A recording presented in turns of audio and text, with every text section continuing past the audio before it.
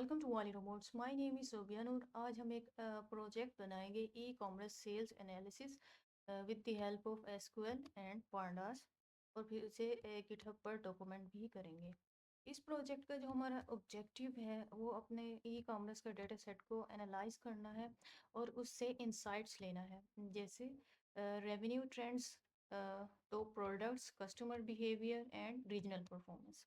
इस सारे गोल्स को अचीव करने के लिए जो हम तरीका इस्तेमाल करेंगे उसे कहते हैं मेथडोलॉजी। एसक्यूएल को इस्तेमाल करेंगे डाटा क्यूरीज के लिए, पांडास को डाटा मैनिपुलेशन के लिए, और विजुअलाइजेशंस के लिए हम लाइब्रेरी का इस्तेमाल करेंगे। दूसरे अल्फाज में कहिए कि हमें कौन से टूल्स या लाइब्रेरीज़ की ज़रूरत होगी। कोलैब ये गूगल का एक ओपन सोर्स ऑनलाइन प्लेटफॉर्म है। अगर आप ऑफलाइन काम करना चाहें तो आप जुपिटर का इस्तेमाल भी कर सकते हैं। एसक्यूएल लाइट को हम डेटाबेस के लिए इस्तेमाल करेंगे, जबकि मैटलैब और सी बॉन दोनों पांडास की ही लाइब्रेरीज़ हैं। हमने अपने प्रोजेक्ट को 5 पार्ट्स में ब्रेक डाउन कर दिया है। फर्स्ट है इंपोर्ट एंड ऑर्गेनाइज डाटा। सबसे पहले हम एक डेटाबेस क्रिएट करेंगे। सपोज़ करें कि हमें कंपनी ने जो डाटा दिया है वो सीएसवी फाइल्स की सूरत में है। हम उन्हें कन्वर्ट करेंगे टेबल्स में। यहाँ एसक्यूएल की लाइब्रेरी को इंपोर्ट किया और पांडास की लाइब्रेरी को एज शॉर्ट पीडी। डेटाबेस को क्रिएट करने के लिए एसक्यूएल लाइट 3 डॉट कनेक्ट में हम अपनी डेटाबेस का नेम लिख देंगे। तो ये एक डेटाबेस की कमांड होगी डेटाबेस को क्रिएट करने के लिए।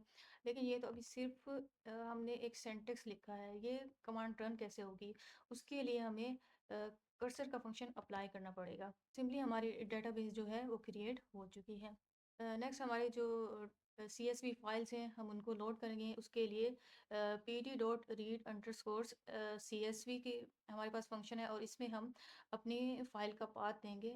मेरी जो फ़ाइल है वो मेरे गिटहब पर मौजूद है, तो मैंने उसका लिंक यहाँ प्रोवाइड किया हुआ है। उससे पहले रा dot GitHub user content dot com लिखना लाजमी है जब आपका डाटा जो है आपकी गिटहब पर मौजूद हो।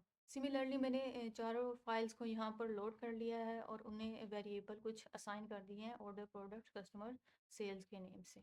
नेक्स्ट स्टेप है इन फाइल्स को कन्वर्ट करना टेबल्स में। उसके लिए टू अंडरस्कोर एसक्यूएल का फंक्शन है। इसमें हमने टेबल का नेम लिखा और अपनी डेटाबेस डेटाबेस कहाँ स्टोर है, कौन के वेरिएबल में स्टोर है। अब जहाँ भी हमें डेटाबेस के नेम की ज़रूरत होगी वहाँ पे हम इस वेरिएबल को इस्तेमाल करेंगे। इफ़ एग्जिस्ट क्या करेगा कि अगर ये टेबल पहले से भी मौजूद होगा तो उसको सिंपली रिप्लेस कर देगा। सिमिलरली चारों टेबल्स हमने क्रिएट कर लिए हैं। लास्ट में एक मैसेज भी प्रिंट कर दिया है अगर ये सारी कमांड्स सक्सेसफुली रन हो चुकी हैं। ये वेरीफाई करने के लिए कि हमारे जो टेबल्स हैं वो अच्छे से काम कर रहे हैं या नहीं, उसके लिए P D dot read SQL में एसक्यूएल की एक कमांड हमने लिख दी है, साथ में डेटाबेस का कनेक्शन भी दे दिया है। ऑर्डर्स डॉट हेड क्या करेगा, टॉप 5 की रोज़ का डाटा हमें शो कर देगा। तो इसने हमें यहाँ टॉप 5 रोज़ का डाटा शो कर दिया। इसका मतलब जो टेबल है वो अच्छे से वर्क कर रहे हैं। अभी जो हमने 4 टेबल्स बनाए हैं, ऑर्डर्स में हमारे पास ट्रांजैक्शन आईडी, ऑर्डर डेट, ये 6 हमारे पास कॉलम्स हैं, जबकि प्रोडक्ट्स के टेबल में 5 हैं, कस्टमर एंड सेल्स में 4 हमारे पास कॉलम्स हैं। यहाँ पर आप नोटिस करें तो कुछ डाटा जो है वो टेबल्स के दरमियान कॉमन है। इन्हीं डाटा को इस्तेमाल करके मज़ीद हम अपने इन टेबल्स के दरमियान रिलेशन क्रिएट करेंगे और उनके ऊपर हम अपनी क्यूरीज परफॉर्म करेंगे। नेक्स्ट हमारा टास्क है एसक्यूएल की क्यूरीज को परफॉर्म करना। उनके ज़रिए हम टोटल सेल्स रेवेन्यू फाइंड करेंगे, टॉप 5 प्रोडक्ट्स को देखेंगे, रेवेन्यू बाय सेगमेंट्स देखेंगे एंड टॉप रीजन्स को देखेंगे। उन इनसाइट्स को फाइंड करने के लिए पहले हम एसक्यूएल का क्यूरी का सिंटेक्स देख लेते हैं। सिलेक्ट लिखते हैं, उसके बाद जो भी कॉलम हम देखना चाहें किसी टेबल से, कॉलम का नेम, सेकंड कॉलम का नेम, या अगर सारे कॉलम्स का डाटा देखना चाहें तो हम स्टेरिक भी लिख सकते हैं। फ्रॉम में हम टेबल का नेम लिख देंगे, ऑर्डर, कस्टमर वगैरह। अगर हम अपने डाटा को ग्रुप के लिहाज से देखना चाहें तो ग्रुप बाय अप्लाई करेंगे, और अगर ऑर्डर के ज़रिए देखना चाहें तो ऑर्डर बाय अप्लाई करेंगे। मंथली सेल्स फाइंड करने के लिए हमें मंथ के कॉलम की ज़रूरत है और रेवेन्यू के कॉलम की ज़रूरत है। प्रीवियसली हमने टेबल्स में देखा कि हमारे पास कोई भी कॉलम मंथ के नेम से नहीं है सिवाय ऑर्डर डेट के। इसका मतलब हमें इसे ही यूटिलाइज़ करना होगा। तो हमने ऑर्डर डेट में से मंथ को एक्सट्रैक्ट कर लिया और इसको as a new column show कर दिया। नेक्स्ट जो कॉलम चाहिए वो टोटल अमाउंट का है, उसको सम करके एज अ रेवेन्यू हमने ले लिया। फ्रॉम में हमने टेबल लिया है ऑर्डर का, ये दोनों डाटा हमें ऑर्डर के टेबल से चाहिए। ग्रुप बाय मंथ कर दिया और ऑर्डर बाय मंथ कर दिया। अब आउटपुट में देखें तो हमारे पास मंथ का कॉलम है और रेवेन्यू का कॉलम है। सारे डाटा को ग्रुप बाय किया हुआ है मंथ के लिहाज से, जबकि रेवेन्यू को सम करके वन टाइम हर मंथ के लिहाज से दिखाया गया है। अभी जो हमने ये जो क्यूरी लिखी है, सिर्फ क्यूरी है। इसको रन कैसे करना है? इसको रन करने के लिए रीड अंडरस्कोर एसक्यूएल क्यूरी का फंक्शन लिखते हैं और ये हमसे दो चीज़ें लेता है। एक क्यूरी, जो भी हम क्यूरी परफॉर्म करना चाहें। सेकंड, डेटाबेस का हमें बताना होता है कि कौन सी डेटाबेस में ये क्यूरी हम परफॉर्म करना चाहते हैं, जो कि कौन के वेरिएबल में स्टोर है। अब इस कमांड को हमने मंथली रेवेन्यू के नाम से एक वेरिएबल में स्टोर कर दिया, ताकि हम इसको मज़ीद इस्तेमाल कर सकें। अगर जो भी हमने अभी आउटपुट देखी है, इसको अगर हम किसी फ़ाइल में सेव करना चाहें, तो उसके लिए टू अंडरस्कोर CSV के फंक्शन में फ़ाइल का नेम लिखेंगे। इस तरह हमारे पास फ़ाइल जो है वो क्रिएट हो जाएगी। तो बेस्ट सेलिंग प्रोडक्ट के लिए सिमिलरली हम प्रोडक्ट आईडी लेंगे, क्वांटिटी लेंगे, उसको सम करेंगे। टेबल हमारा ऑर्डर का होगा, ग्रुप बाय प्रोडक्ट आईडी और ऑर्डर बाय टोटल क्वांटिटी। और लिमिट लगा दी है 5 के, हमें सिर्फ 5 रोज का डाटा ही शो करो। रेस्ट ऑफ द कोड हमारे पास सिमिलर है, नेक्स्ट कमांड में भी सिमिलर ही रहेगा। तो देखें आउटपुट में इसने हमें टॉप 5 प्रोडक्ट्स का डाटा शो कर दिया है और डिक्रीजिंग मोड में शो किया। सबसे पहले बड़ी वैल्यू, उससे छोटी और फिर उससे छोटी। रेवेन्यू बाय सेगमेंट्स, तो इसके लिए हमें रेवेन्यू की ज़रूरत है और सेगमेंट के कॉलम की ज़रूरत है। टोटल अमाउंट देखें, ऑर्डर के टेबल में मौजूद है। सेगमेंट को देखें तो कस्टमर के टेबल में मौजूद है। इस वक्त जो हमें डाटा चाहिए वो दो डिफरेंट टेबल में मौजूद है। तो अपनी कमांड को परफॉर्म करने के लिए हमें इन दोनों टेबल्स को आपस में मर्ज करना पड़ेगा। दो टेबल्स को ज्वाइन करने के लिए एक शर्त होती है कि दोनों में कोई कॉमन कॉलम होना चाहिए, जो कि इस वक्त कस्टमर आईडी है, जो दोनों टेबल्स में मौजूद है।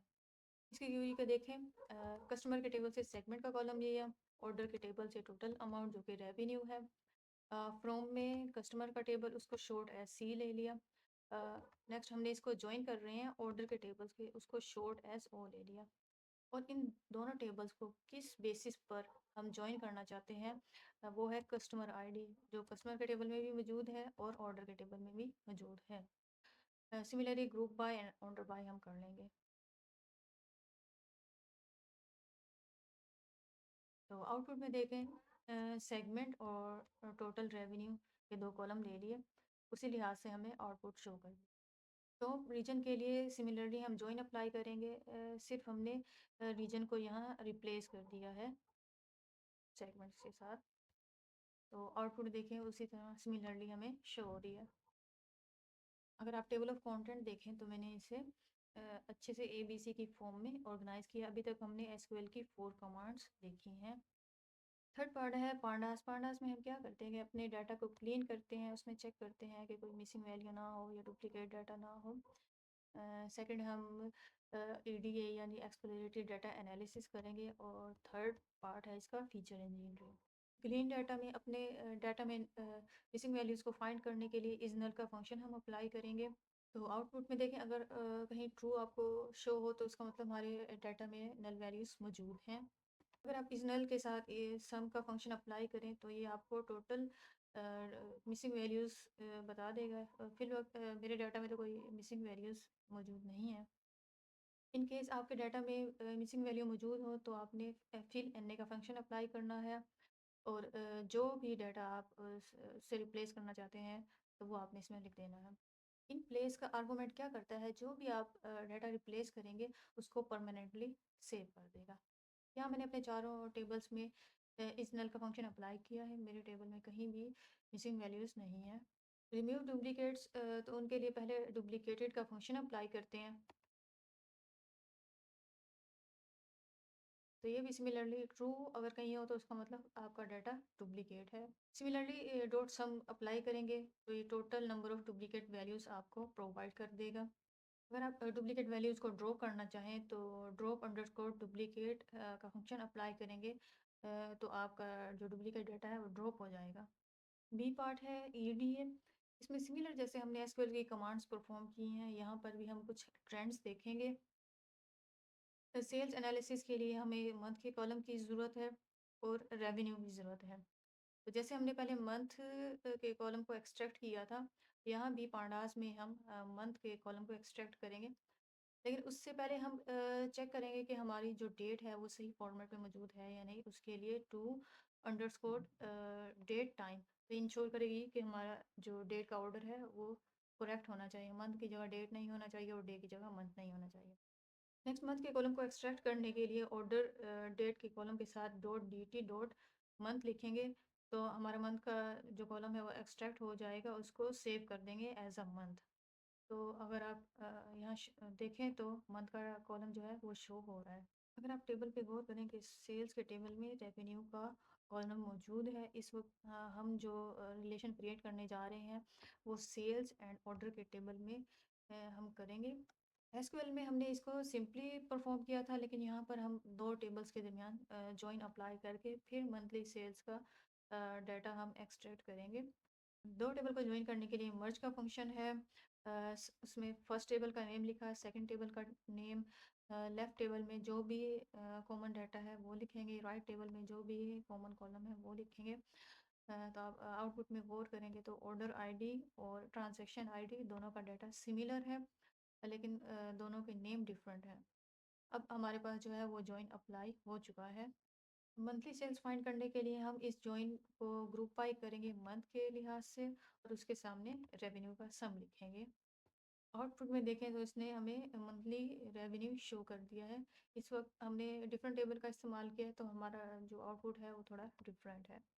नेक्स्ट है कस्टमर बिहेवियर। तो उसके लिए सेम ही प्रीवियस जॉइन का हम इस्तेमाल करेंगे, लेकिन यहाँ कस्टमर आईडी के लिहाज से अपने डाटा को ग्रुप बाय कर देंगे। तो इसने रेवेन्यू को कस्टमर आईडी के एतबार से हमें शो कर दिया। प्रोडक्ट परफॉर्मेंस में हम देखेंगे कि कौन से प्रोडक्ट ऐसे हैं जो ज़्यादा रेवेन्यू जनरेट कर रहे हैं। सिमिलर प्रीवियस जॉइन को हमने इस्तेमाल करते हुए यहाँ पे प्रोडक्ट आईडी के लिहाज से अपने डाटा को ग्रुप बाय किया है। तो ये टॉप 5 प्रोडक्ट हमें शो कर रहा है। सी पार्ट है फीचर इंजीनियरिंग। फीचर इंजीनियरिंग का क्या मतलब है कि अपने एनालिसिस के दौरान हम कोई न्यू फीचर भी बना सकते हैं, जैसे कि रेवेन्यू पर प्रोडक्ट। तो रेवेन्यू के लिए हमें क्वांटिटी की ज़रूरत होगी और प्राइस की ज़रूरत होगी। अगर आपको भी मालूम ना हो कि हमें हमारे जो रिक्वायर्ड कॉलम्स हैं वो किस टेबल में मौजूद हैं, तो आप कॉलम का नेम लिखें और डॉट कॉलम्स लिखने से आपको आउटपुट में टेबल के जो भी कॉलम्स हैं वो डिस्प्ले हो जाएंगे। तो देखें ऑर्डर के टेबल से मुझे क्वांटिटी का कॉलम मिल चुका है और प्रोडक्ट के टेबल में प्राइस का कॉलम मौजूद है। तो मैंने इन दोनों टेबल्स को आपस में मर्ज करना है प्रोडक्ट आईडी की बेस पर। रेवेन्यू पर प्रोडक्ट के लिए हमें क्वांटिटी के कॉलम को मल्टीप्लाई करना है प्राइस के कॉलम से और जो भी आउटपुट होगी उसको न्यू कॉलम में स्टोर कर देना है रेवेन्यू पर प्रोडक्ट। अगर हम आउटपुट में दो कॉलम देखना चाहें तो हम उन्हें डबल ब्रैकेट्स में कॉलम के नेम को कॉमा के साथ सेपरेट करके भी दो जो भी रिक्वायर्ड हमारे पास कॉलम है उन्हें डिस्प्ले कर सकते हैं, जैसे इसने आउटपुट में हमें शो किया। सेकंड है कस्टमर लाइफ टाइम वैल्यूज़। एक कस्टमर ने हमारे स्टोर से एवरेज कितनी परचेज़ की है, कितनी फ्रीक्वेंसी से ऑर्डर किए हैं और कितनी ड्यूरेशन में हमसे परचेज़ की है। इन सब को अगर हम मल्टीप्लाई करें तब हमें फाइंड होती है कस्टमर लाइफ टाइम वैल्यू।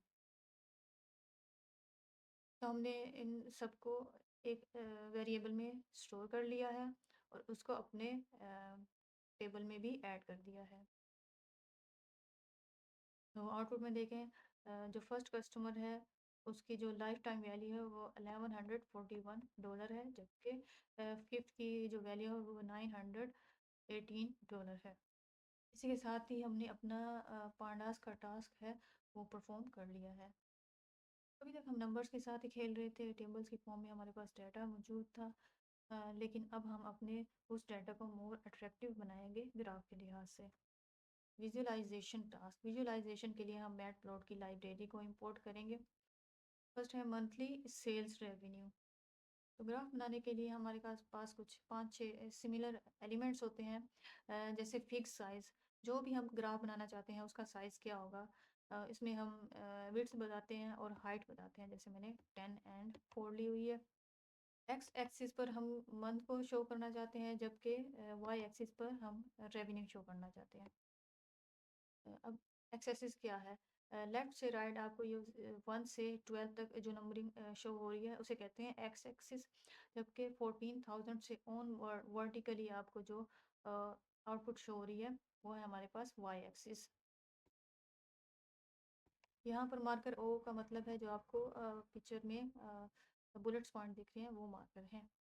इतना लिखने से हमारा जो ग्राफ है वो बन जाएगा और हमें नंबर शो होंगे। लेकिन अगर हम इसको थोड़ा मॉडिफाई करना चाहें, थोड़ा ब्यूटीफुल करना चाहें, तो एक्स एक्सिस पर हम मंथ का लेबल बनाएंगे और वाई एक्सिस पर रेवेन्यू, और टाइटल हम ले लेंगे मंथली सेल्स रेवेन्यू। ग्रिड क्या है? आपको जो ग्राफ में लाइंस शो हो रही हैं उन्हें ग्रिड बोलते हैं, और शो हमारे टेबल को शो कर देगा। तो हमारे पास मंथली सेल्स रेवेन्यू का ग्राफ कुछ इस तरह से होगा। Top 5 products by sales quantity, तो एक्स एक्सिस पर हम प्रोडक्ट आईडी ले रहे हैं, वाई एक्सिस पर हम टोटल क्वांटिटी ले रहे हैं। बाकी सारे कोड जो है वो सिमिलर है, सिर्फ हमने नेम वगैरह चेंज करने हैं। तो ये हमारे पास बार चार्ट है जो कि टॉप 5 सेलिंग प्रोडक्ट्स हमें शो कर रहा है। अब विजुअली देखें तो ये चार्ट कुछ ज़्यादा अट्रैक्टिव नहीं है, इसमें बहुत सी स्पेसेस हैं, इसको विजुअली थोड़ा और अच्छा होना चाहिए। तो उसके लिए हम एक और लाइब्रेरी का इस्तेमाल करेंगे, सी मून। ये दरअसल पिछली लाइब्रेरी का ही एक इम्प्रूव वर्जन है। इसके भी एलिमेंट्स जो है सिमिलर हैं, सिर्फ ये हमें कुछ फंक्शन जो है वो ज़्यादा प्रोवाइड करती है, और उसके जो ग्राफ्स हैं वो ज़्यादा अट्रैक्टिव होते हैं। इसमें भी सिमिलर वाई एक्सिस पर जो डाटा देखना चाहें एक्स एक्सिस पर वही हम इसमें लिख देंगे। यहाँ पर अगर हम कलर चेंज करना चाहें तो वो भी ऑप्शन प्रोवाइडेड है। आउटपुट में देखें तो ये ग्राफ जो है प्रीवियस ग्राफ से ज़्यादा अट्रैक्टिव एंड मोर क्लीन है। रेवेन्यू बाय कस्टमर को विजुअलाइज करने के लिए एक्स एक्सिस पर हमने रीजन ले लिया है, वाई एक्सिस पर टोटल सेल, और ये डाटा कहाँ से ले रहे हैं? Revenue by region. आपको याद होगा प्रीवियसली हम जो भी कमांड्स परफॉर्म कर रहे थे उनको सेव कर रहे थे, ये डाटा वहीं से ही पिछली कमांड से ही बोरो किया जा रहा है। और ह्यू में अपने रीजन लिख दिया, इसका मतलब कि हमारा जो हर बार होगा चार्ट का उसका कलर डिफरेंट होगा। तो आउटपुट में देखें ये चार्ट प्रीवियस चार्ट से भी ज़्यादा ब्यूटीफुल है।